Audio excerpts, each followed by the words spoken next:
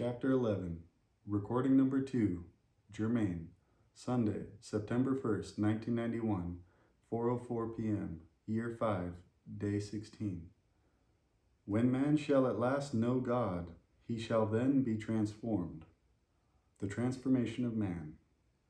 When all is said and done and the facts are laid forth, it is this dynamic knowledge of the identity and presence of God within the soul of man and throughout nature which is the ultimate goal.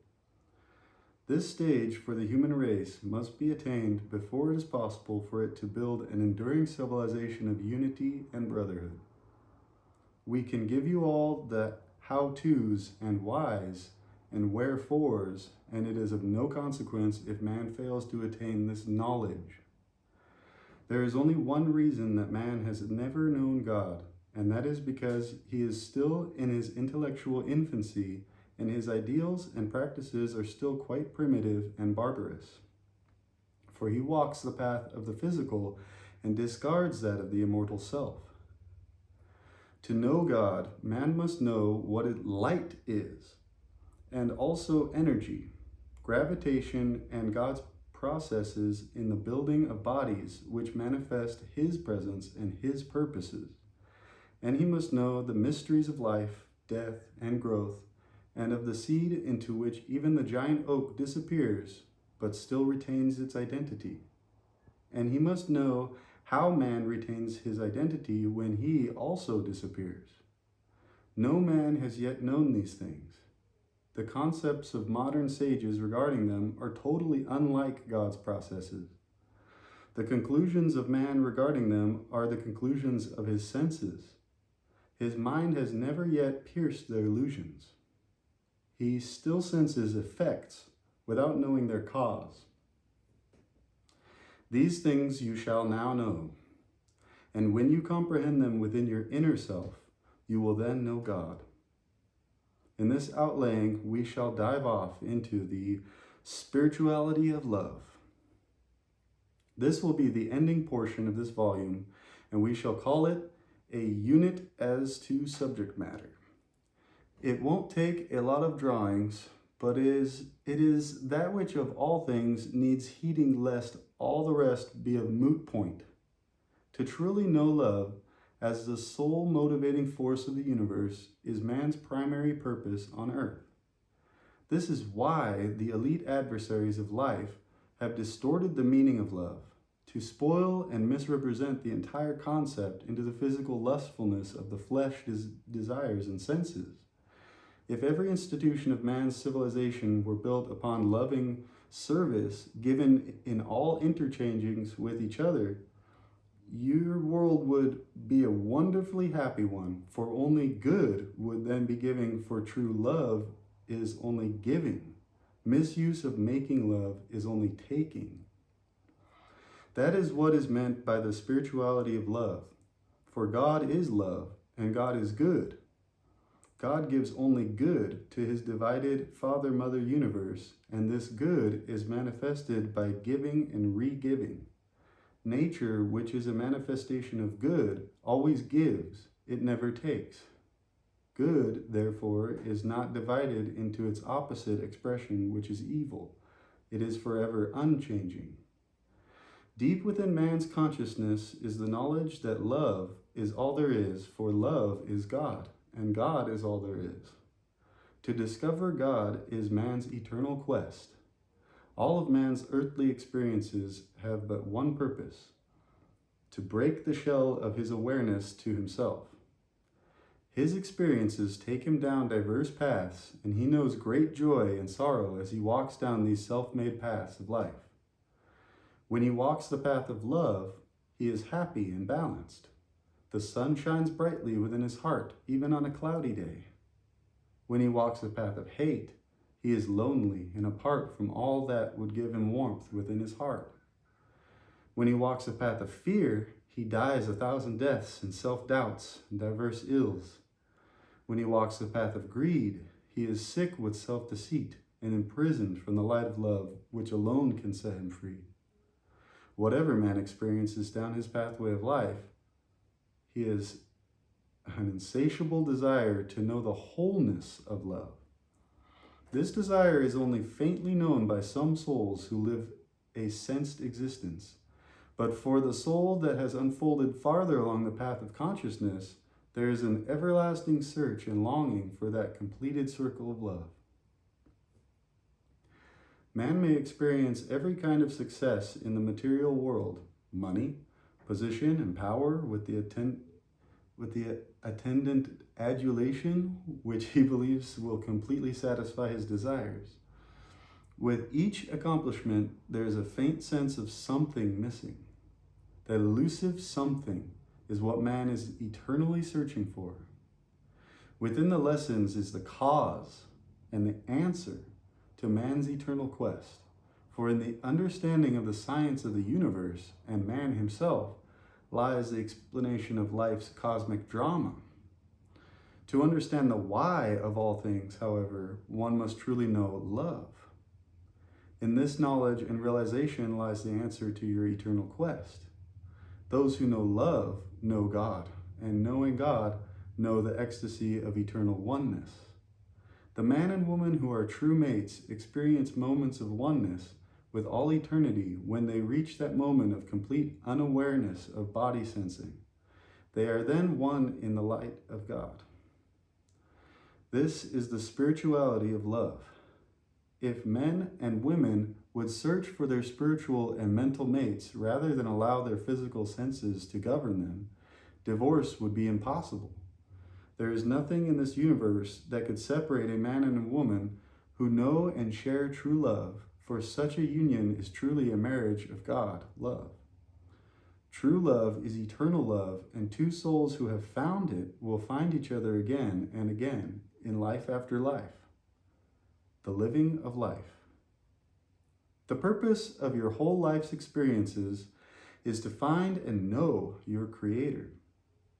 The laws of the creation are inviolate laws, which man can only know through a basic understanding of the Creator's ways and processes. The principle which underlies all cosmic law is love, and this, perhaps, would be better understood if we used the three dynamic words rhythmic balanced interchange. Now, we knew you would hear about this again. The meaning of rhythmic balanced interchange is equal giving for equal re-giving, and not equal receiving, because every pair of opposites in nature is balanced equally, given unto life and death. What goes into the ground must equal that which comes out of the ground. Balance is the fulcrum of this lever of equal giving and re-giving. Love means equality between all things. It means equal division of all interchange in industry instead of bargaining so one group gets the better of another. These principles are as important to the meaning of love in industry as the balance of love and sex is between man and woman. There's an old expression which says, "'Tis love which makes the world go round." No more appropriate expression could be devised to express the real meaning of balance in the interchange of all things, nor is lack thereof to express the total unbalance. It is a well-known fact that geniuses and illuminates understand this principle of love, for they give all they have without expecting material reward. Remember that no matter how many may be in an audience, you play for only one, paint for only one, sing for only one, self and God. You can only give of that which is shared, for the artist must first please self. How to know God? There is only one way to know God, and that one way is through knowing and living His law of love. That one way is found through inner vision, which inspiration awakens into physical expression. All down the ages, man has felt the necessity of knowing that there is a God who created him. His desire inspired him to create idols, which he formed in the image of himself, for he had not yet reached the stage in his soul unfolding where he knew the light, which God is, that centered him. Man knows God when his awareness of the God light is awakened in him. This awakening comes into being by diverse experiences And that is why we say every experience is good. The experiences which bring in man a great sense of aloneness most often are the ones which awaken the light of God in him. For where there is sorrow, there is solitude, and then a point of rest is reached. Man's fulcrum, which is his balance, lies within himself. To discover and know his fulcrum is his moment-to-moment task. That is why we so often stress the fact that the incidents in your lives are of secondary importance, but your adjustment to those incidences and what you gain from them is of primary importance. When you at long last come into realization of what is the purpose of life, you endeavor to use each moment constructively, for you know that when you overcome a weakness in yourselves, you have gained strength in your character, and your individual destiny is created by your individual character. That is why philosophers of all time have counseled you to seek within and know yourselves. To know yourselves is to know all men, for all men have identical godlike potentials which are just awaiting in their awareness of them. Well, just awaiting their awareness of them. Emmanuel said, "Seek ye first the kingdom of God within, and all else shall be added unto you." Socrates said, "Know thyself." The people who give most to life are usually the ones who have known the greatest personal suffering, either mental or physical. The deeper the suffering, the deeper the inner searching for an answer. From that deep inner source of all knowledge comes the clear answer. There are many examples of man's spiritual awakening in desolate solitude. Men such as Socrates and others would never have given the great wealth of their thinking to the world but for their loneliness and deep sorrow arising from personal tragedies. Khalil Gibran, in his timeless and beautiful book, The Prophet, wrote, "The deeper that sorrow carves into your being, the more joy you can contain. No man has known greater sorrow on earth than did the one called the Christos, and the more he suffered, the more he loved and gave. Deep within the heart of the persecuted is born pity for the persecutor. For the suffering soul is often awakened and knows its true identity with the God self, and, realizing this, is filled with pity for the unknowing one. I watch, for instance, as this very example flows forth from the scribe who understands it not. Solitary confinement can also awaken cosmic awareness. It is witnessed that many men and women serving prison sentences have found their true selves behind prison bars. You are, no doubt, familiar with the statement, "The greatest sinners have often become the greatest saints." When reincarnation is actually fully comprehended, capital punishment will cease, for the body that is put to death is not the being, and that being or soul will return in yet another manifestation at the same stage of soul unfolding as it departed. If it left with a sense of hate and revenge, it would return with the same negative thoughts and would play the same kind of role as it did in its previous incarnation. If the offender had an opportunity for solitary confinement prior to the death of his body, he could find himself. In other words, he could have a cosmic awakening, and his desire for revenge would be replaced with a desire to love. In the silence of man's soul is the seed of God's love. In that love is only beauty and a desire to give, and in giving is unbounded joy. In love there is freedom, every kind of freedom, for there can be no hate, fear, greed, jealousy, covetousness, or hypocrisy where there is an all-enveloping love. When a man has the opportunity to know himself, he knows the exquisite ecstasy of his true self, the self which all men are destined to find and know whether it be in this life or a million lives from this one brief expression, which at best is but a breath in the timelessness of eternity. What is meant by the truth shall make you free is that when you really know truth, you will live truth. And truth is love, honesty, and beauty. And you will desire only to give, for you will know that you can fulfill your purpose on earth only by giving, so that you may in turn be re-given. In other words, if the man who had taken a life or committed some other unpardonable crime had an opportunity to know himself in solitary confinement, then when he again returned to the earth, he would not commit the same crime for which he lost his body. An understanding of God's scientific ways and processes brings full comprehension of reincarnation, which is the repetitive principle in nature. That is why it is of utmost importance that universal law be understood and practiced in all human relations. An adherence to universal law will dispel individual and worldwide inharmony, and the leaders of all countries would endeavor to work cohesively for the peace and prosperity not only of their own people, but of the people of the whole world. They would then truly be their brother's keeper. Only basic knowledge of the science of the universe and man himself will bring this utopian state to earth, but the agony and sorrow of man's awaiting is his alone. All men shall come to me in due time, but theirs is the agony of awaiting. Manifestation of love in character.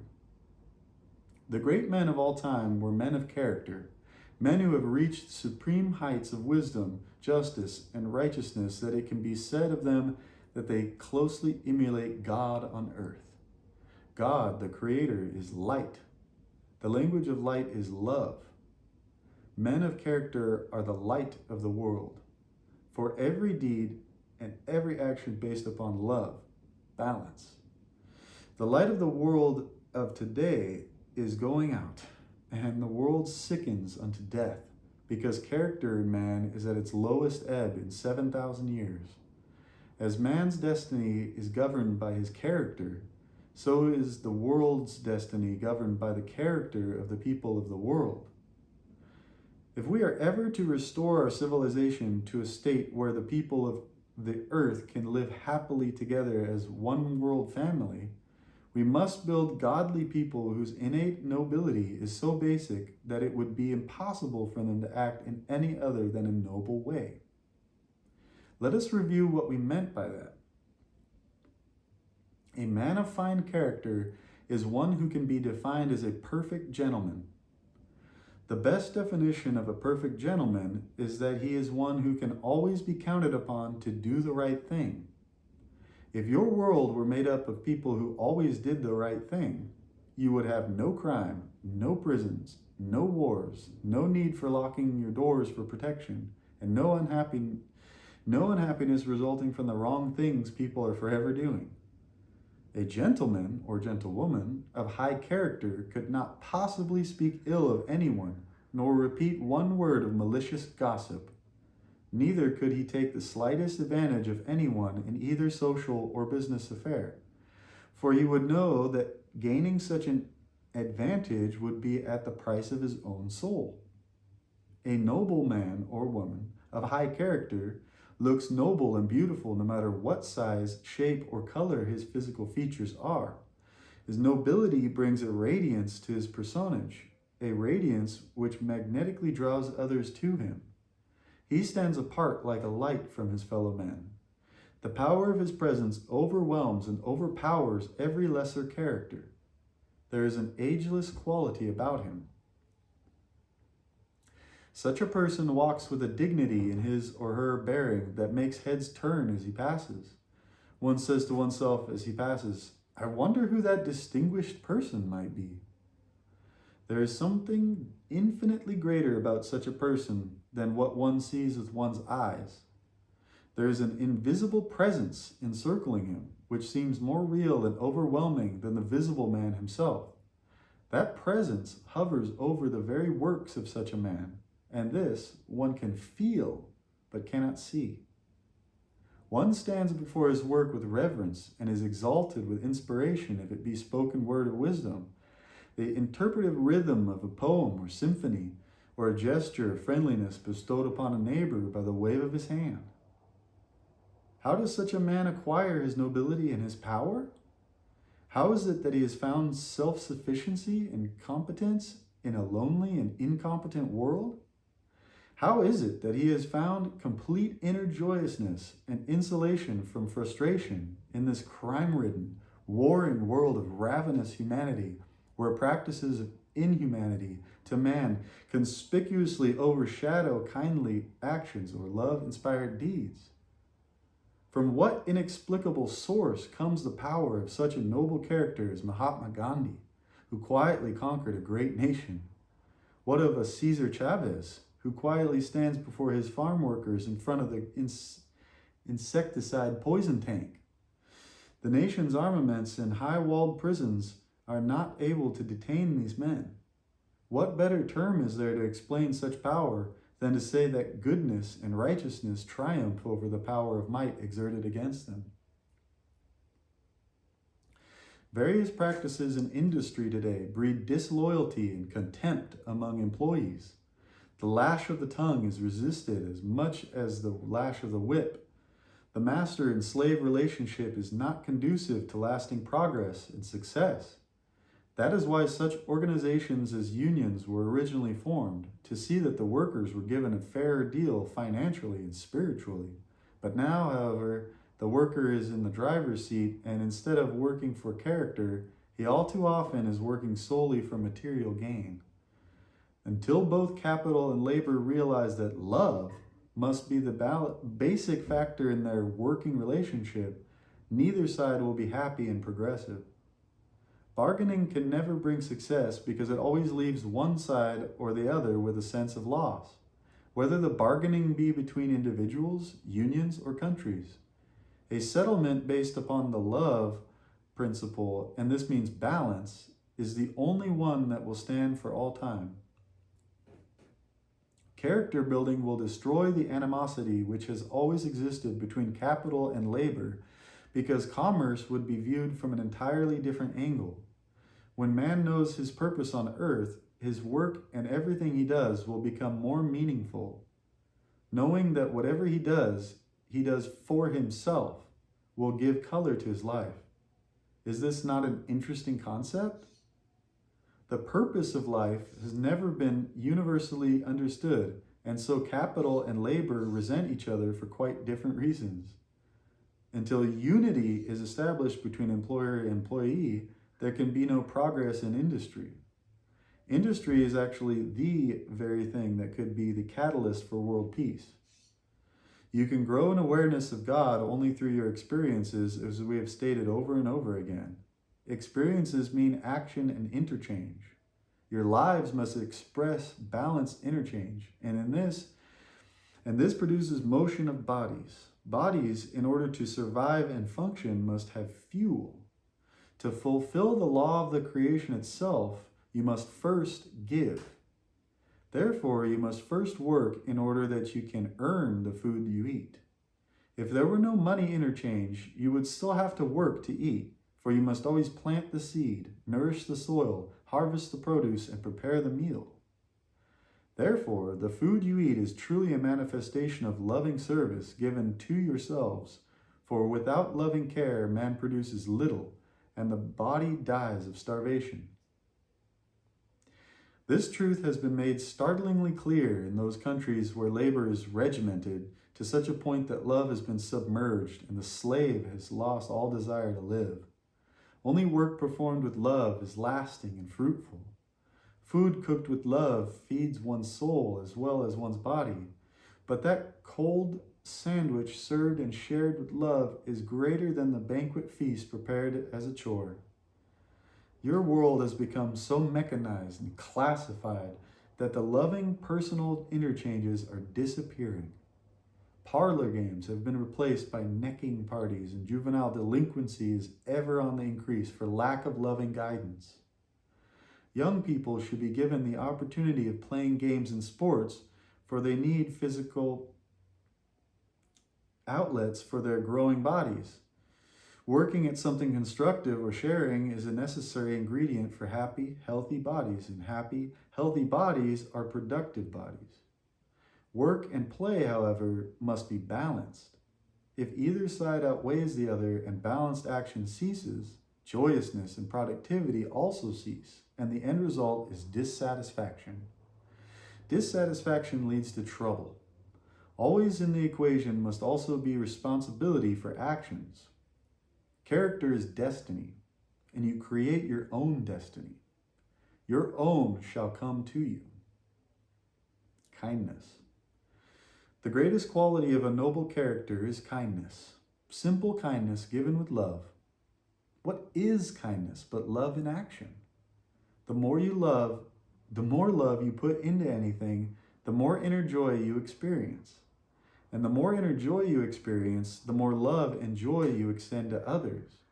This joy, expressed in kindness, becomes a snowball, and once it starts rolling, it never stops and gradually becomes a world snowball. Either the world becomes a snowball of love, or it will disintegrate into nothingness. Which will it be, good brothers?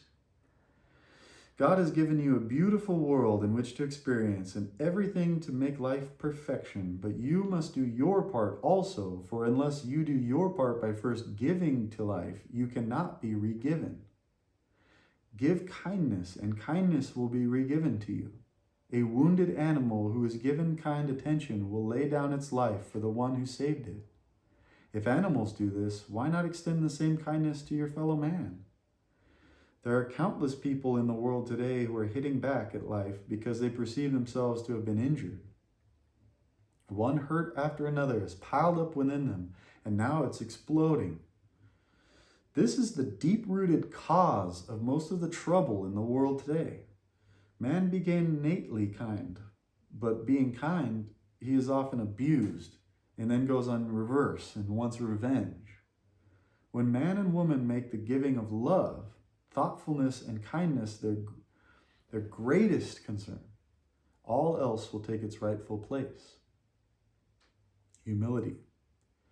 Humility is love personified. How could one who knows love be other than humble? For he knows the basic longing of all souls to express greatness. This desire to express greatness in man's soul ego, not his little ego, which is expressed through his senses in self-aggrandizement and other selfish ways. Humility is the mark of a truly great man. A humble man is fully aware that no matter how great his accomplishments are, he knows he could do better. Because of this, he is embarrassed when praised. Humility grows as God-awareness unfolds. It brings a sweetness and gentleness which is irresistible in young and old alike. A humble man is such a powerful man who is respected and sought after as a leader. Such a man's judgment comes from his mind-knowing and not from his sense-thinking. That is why true humility should be the goal of all your world leaders, for the destiny of mankind is in their hands. I don't believe you will find very much humility around Kennebunkport or the White House, or anywhere around the state capitals or Washington, D.C., surely not around the Royal Palace in London. Honesty. This you will not find around any of the halls of justice or politics either. The character trait of honesty is not only essential to your personal peace and happiness, but it is vital for world peace and security. You have none. There can be no successful interchange in human relations, whether individual or collective, if honesty is not the fulcrum of that interchange. Honesty is the balance wheel for any business transaction, because unless there is honesty, there is ultimately bound to be failure. We are today witnessing so much dishonesty between nations that the people of the world feel very insecure. This insecurity is the root cause of poor business. An insecure man does not spend, for he is filled with fear for the future instead of faith. Trust between all peoples must be restored. To have trust, you must have honesty. Thank you for your long hours this day. With this extra time of writing, I believe we can finish this journal by tomorrow evening. I realize we have you work triple time on every holiday which comes, but the interruptions are less and so much more gets done. Will it not be better to rest in peace than in slavery? Allow us not to leave our task unfinished, for that unfinished sequence may have been the one to turn the war. So be it. I am Germain.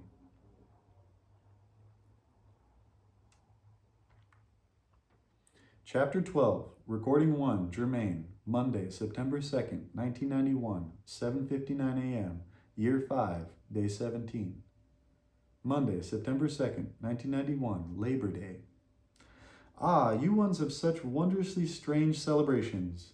You celebrate Labor Day by not laboring, and you run about in celebration in the midst of the oncoming biggest depression in the history of your world. Yes, you are a strange sort of humans, but then it is your experience, not mine, except in this manner of service. I would comment on another strange phenomenon. Rick received from one of your major nonviolent direct action to end the arms race, the American Peace Test Group, thanks for the copy of Murder by Atomic Suicide. I have not read the whole thing, but I've glanced through it. You are right, it is interesting. I am afraid that we have decided we cannot allow you to use our mailing list to send out information on this book. It does have somewhat to do with the controversial aspect of the information provided by the book, and also with the decision to just send out information on the book rather than the book itself. We feel that it would be easy for people to not understand the true nature of the book when ordering it. But thanks for checking with us. Good luck with your work. In peace, Reynard Knutson. Brothers, this is what will kill you. The ridiculous facade, which is established by your so-called freedom groups and demonstrations groups, there is no real intent to stop anything. To keep you just thinking that you're doing something. Perhaps you would like to send them a few hundred letters. After all, it is only the destruction of your planet in point. Blah, blah, blah. An address and a hotline in Nevada. I'm not going to read that.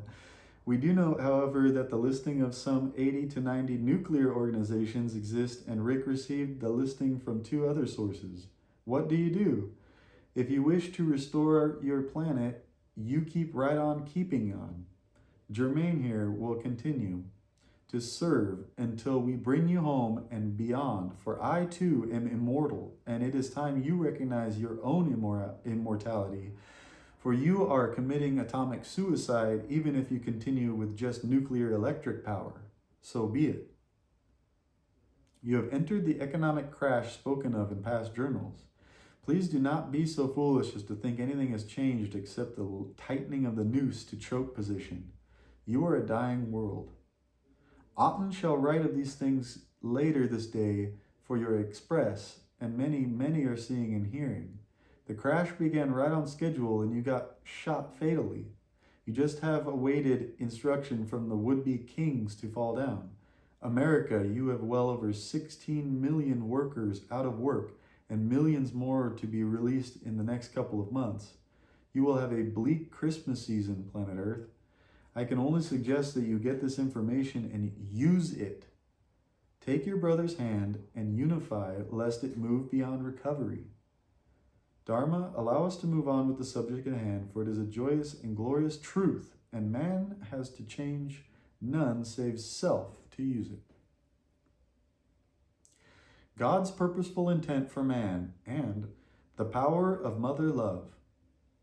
We will make an effort herein to explain God's purpose in placing man on earths of creation's starry systems and how far man has progressed to this date. Science has tried to prove how life came into the world. In so doing, many scientists have left God entirely out of their thinking by attempting to prove that life came into the world through the congealing of a mythical ooze or a primordial substance as a basis of life. Intelligence is presumed to come through the development of the bodies thus created, and each body is presumed to have a separate mind of its own. It seems strange that the existence of water was not questioned as it aided aided in creating the substances which gave birth to humans and forests and millions of other living things. Do you not see that the truth was there in the beginning and became distorted in the retelling and the tampering to suit the would-be rulers? It is so obvious that it startles the imagination. Ones who would hear the true story failed to understand and projected forth the erroneous perception, and through the eons of time, you ended up with no truth. This is tantamount to saying there is no creator. It certainly was not intentional for these scientists to leave God out of his own creation, for most of them would be shocked if they were accused of being atheists. In order to describe and analyze the cause of man's present condition, we must go back to the beginning of history as you have experienced it. Even before the emergence of man from some Sahara jungle swamp, there have been killing instruments such as the stone hatchet and the spearhead, which are even at this date being unearthed. These indicate that war began in the jungle, but no one has reasoned why. Man began to conquer man because he resented other getting the food he was hunting for himself. From the early dawn of life, greed multiplied in him and has continued to do so up to this very moment when man still preys upon man. Greed brought misery to the Egyptians, the Hebrews, and the Chinese thousands of years before the story of Adam being the first man to be born on earth came into being. How totally absurd. A colossal mistake was made in this Adam and Eve story, which gave no import to woman because she was believed to have come from the rib of man. If anything, this story should have been given the reverse, since man is conceived, nurtured, and given birth from the womb of a woman. It made woman inconsequential and a creature designed to obey man. To make the sting still greater, man claimed that God cursed her for creating sin. Woman was always considered more lowly as a mental mate, and still is in many countries. In the days of the pilgrims, women were subjected to strict obedience and claimed to be sinful. Remember the scarlet letter S branded on the forehead? The woman, not the man who had quietly sinned and thought up the sin in the first place, was forced to wear this dreaded sign on her forehead or breast for the rest of her physical life, often denying and returning with vengeance on her mind to get even with the male. And I believe, in general, she has accomplished the task. And man has no notion of what to do about it now. He has lost his helpmate as his very partner, and loving, nurturing mate has turned into feminists and controllers. The role of man as household support has been lost forever, as more and more women have had to go forth from the family circle, feed, clothe the offspring of this sexual right. If the life of a woman back in those olden days became that of a slave, a commodity. Man was the master of the house then, and he remains so in many Asiatic countries today. In the Orient and most Mediterranean countries, women slaved for their masters who ruled them as strictly as they would their slaves and work animals. Everyone is familiar with the Arab who sat in front of his tent and let his many wives work for him. How about Sabah of Kuwait and his 80 wives? You know, the one you just went to protect his kingdom for?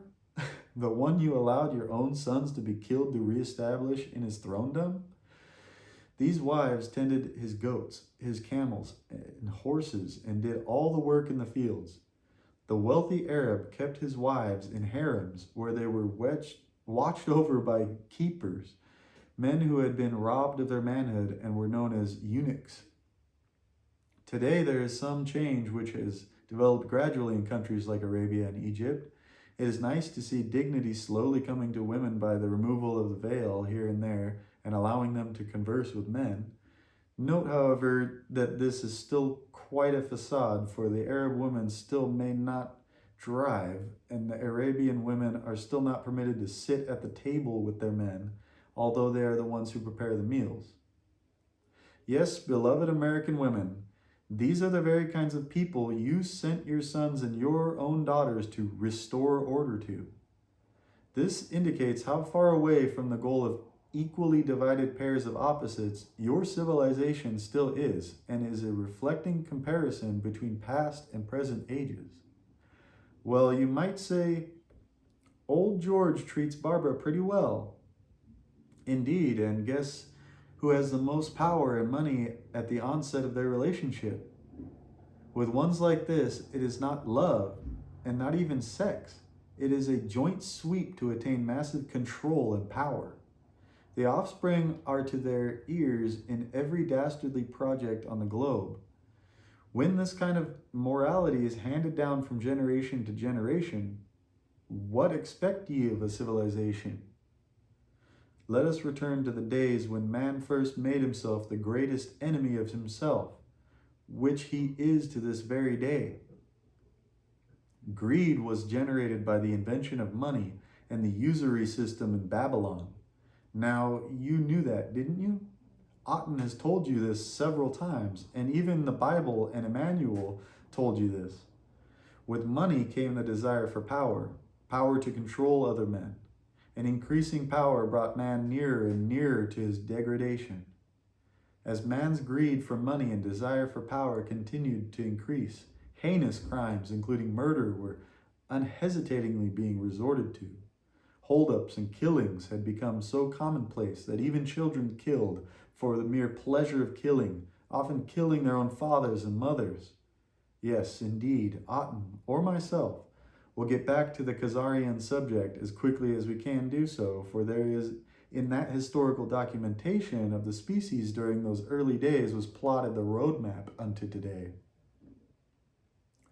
We will refer to the people of the moment as Jews, for that is what they later labeled themselves, and most of the historians refer to the group as such for meaning and understanding.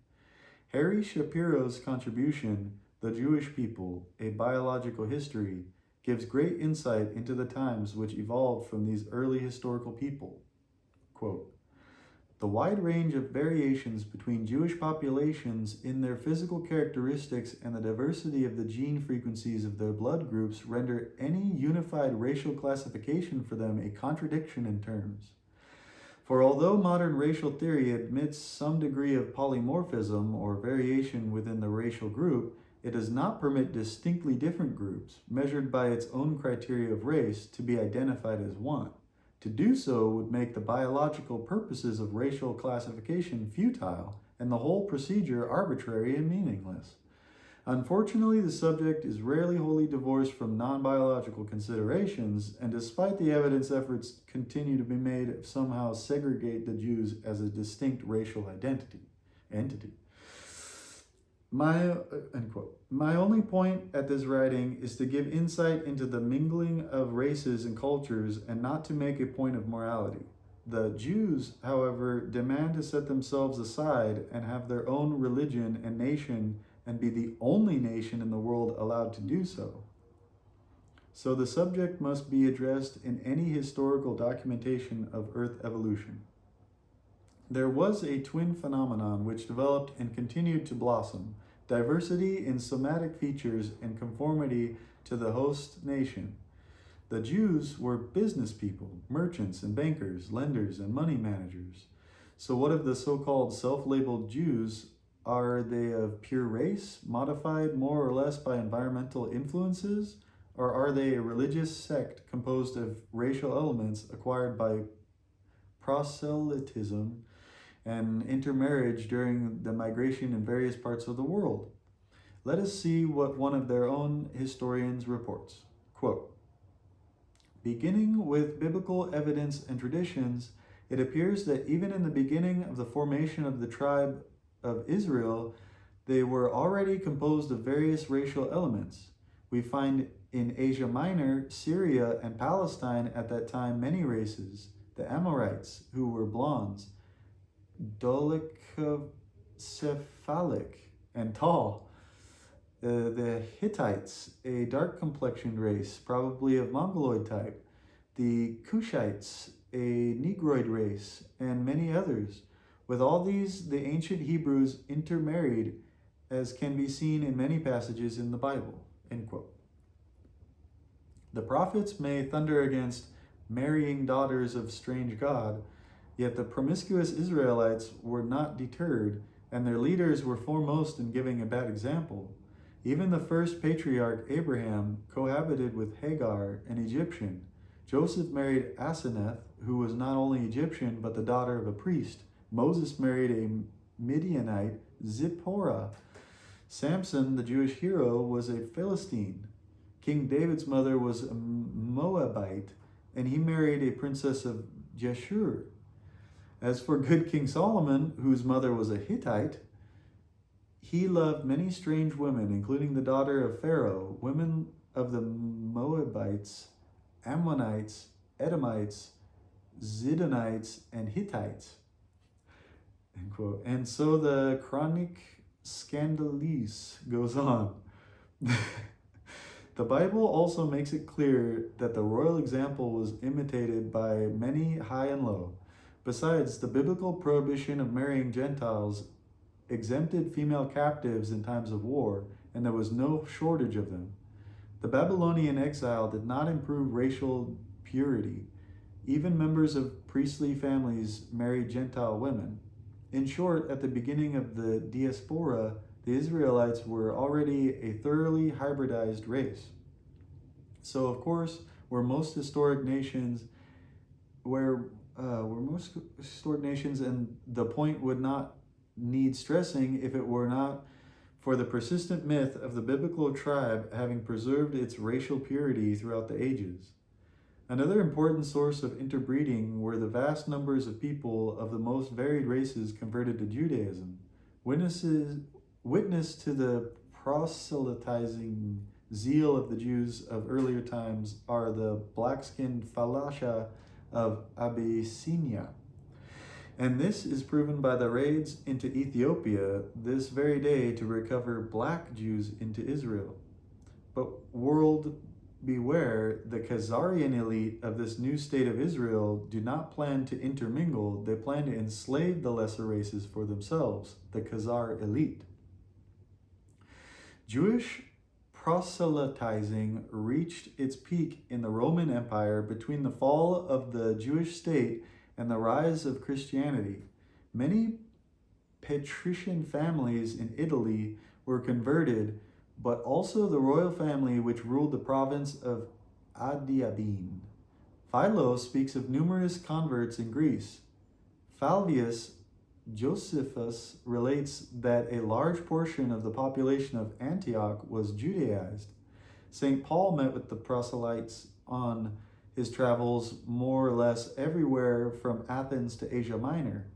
The fervor of proselytism was indeed one of the most distinctive traits of Judaism during the Greco-Roman epoch, a trait which it never possessed in the same degree either before or since, until now. It cannot be doubted that Judaism in this way made numerous converts during 2 or 3 centuries. The enormous growth of the Jewish nation in Egypt, Cyprus, and Cyrene cannot be accounted for without supposing an abundant infusion of Gentile blood. Proselytism swayed alike the upper and the lower classes of society, but these were not Semites. So we repeat, the Jews who accuse of anti-Semitism, those who speak against the actions of a group of so-called Jews, openly lie, for they are not even Judeans, nor Judaists, and certainly are not Semites. During the period of time between 1921 and 1925, out of every 100 marriages involving Jews in Germany, 42 were mixed. It is now proven that in the Holocaust there were a maximum of some 300,000 persons killed, exterminated. These were the Judaists, many of the Sephardic line, or true Jews. They had sojourned in Spain for more than a millennium. The Ashkenazi Jews, or Khazarian Jews, were the major exterminators in the German Holocaust. Otten will be writing on this at great length if you will be patient. Why do I bring this up again now?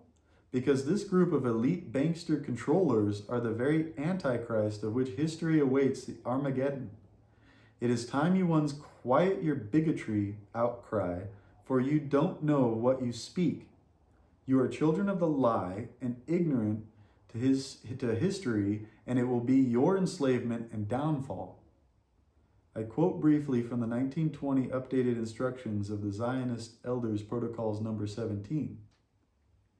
Quote, "Let us take care not to hinder the marriage of our men with Christian girls, for through them we shall get our foot into the most closely locked circles.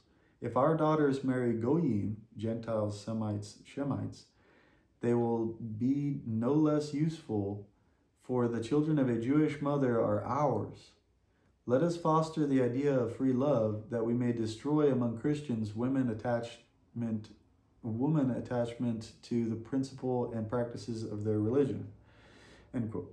Also, for Dharma, who cannot understand what has happened to nice retired people in this property case with the SNL and RTC Protocols update of 1920, number 13. Quote, "We have already established our own men in all important positions. We must endeavor to provide the Goyim with lawyers and doctors. The lawyers are al current with all interests. Doctors, once in the house, become confessors and directors of consciences. Sorry. And further, quote, "If one of our people should unhappily fall into the hands of justice amongst the Christians, we must rush to help him and find as many witnesses as he needs to save him from his judges until we become judges ourselves." End quote. Now, Chela, there was ample reason for Mr. Horn to be included in an express dealing with the subject at hand into the court case. The expectation is to sort out a judge who will serve as master, the banksters of Khazar. The case involves an SNL owned and operated by the most elite of elite, and next the RTC in coalition with those elite and headed by one of their own, Seidman. All the legal profession has done is call false witnesses and false law to destroy you, the people. By any accounting, the case is far more expensive to both sides than any charges could possibly be regarding the property. They cannot allow you to win, and therefore, for the very sake of your nation, you cannot afford to lose this case. When the Bank of America bought out Santa Barbara Savings and Loan, like usual as instigated by Mr. Seidman recently, they only took the assets of value and left you, the people, with the damages, defaults, and problems. You must wake up, America, for you are already in the trap of the executive orders signed and in force for your execution. This is the increasing power which has brought man nearer and nearer to his degradation. As man's greed for money and desire for power continued to increase, heinous crimes, including murder, were unhesitatingly being resorted to, as I said above. You are back again to the days where it is quite prevalent for children to kill for the mere pleasure of killing, often their own fathers and mothers. You had best read your non-news